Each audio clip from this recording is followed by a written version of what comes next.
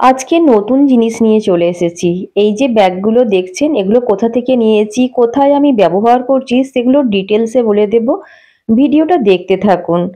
এখন আমি পুঁতিগুলো দেখিয়ে দিচ্ছি। এগুলো 10 mm পুঁতি, কালো পুঁতি, ক্রিস্টাল কাট লম্বা পুঁতি। এরপর যেটা দেখছেন সেটা সাদা পুঁতি, এটাও ক্রিস্টাল কাট লম্বা পুঁতি, এরও সাইজ আছে 10 mm।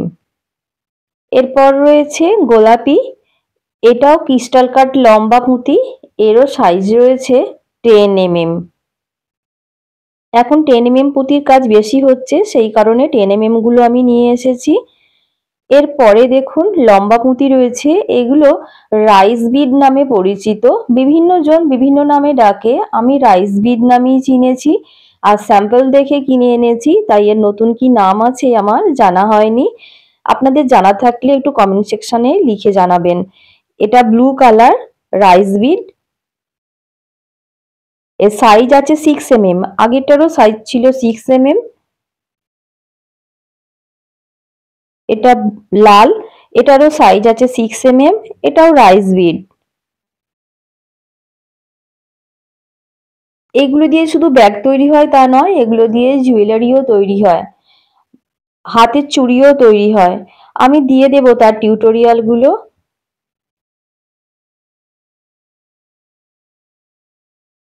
এগুলো চেন, এগুলো ব্যাগের জন্য নিয়ে এসেছি, একটু ছোট সাইজের। এগুলোর মাপ আছে 8 ইঞ্চি।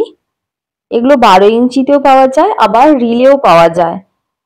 যেহেতু আমার ছোট ব্যাগ তৈরি হয়, বারবার কাটার ঝামেলা এবং চেনটা জোড়ার ঝামেলা থাকে, তাই আমি এভাবেই নিয়ে আসি এবং কাজগুলো করে নিই।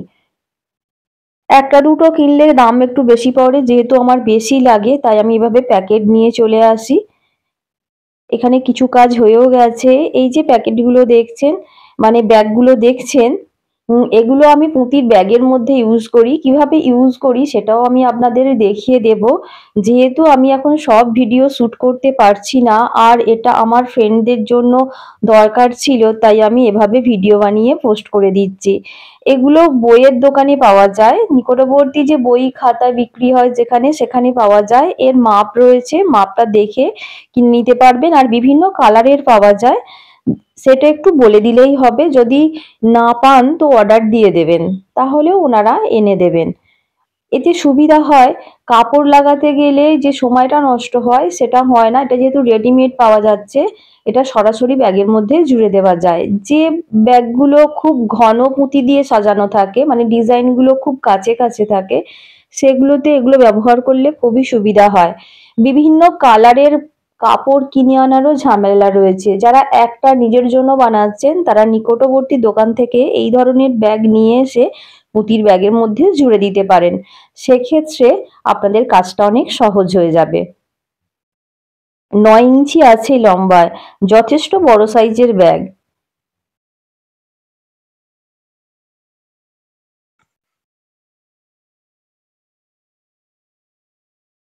এগুলোর ওপর অনেক কিছুই কাজ করা যায়।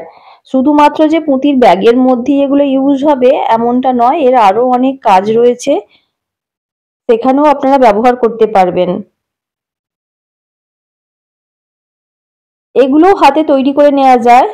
এই সিটটা কিনে নিয়ে নিজেরা যেমন করে আমরা বাড়িতে তৈরি করি ওভাবেও তৈরি করে নেওয়া যায়। আমি আর অত ঝামেলায় যাইনি, আমার খুব তাড়া ছিল, তাই আমি রেডিমেড নিয়ে এসে ব্যাগগুলোকে কমপ্লিট করেছি।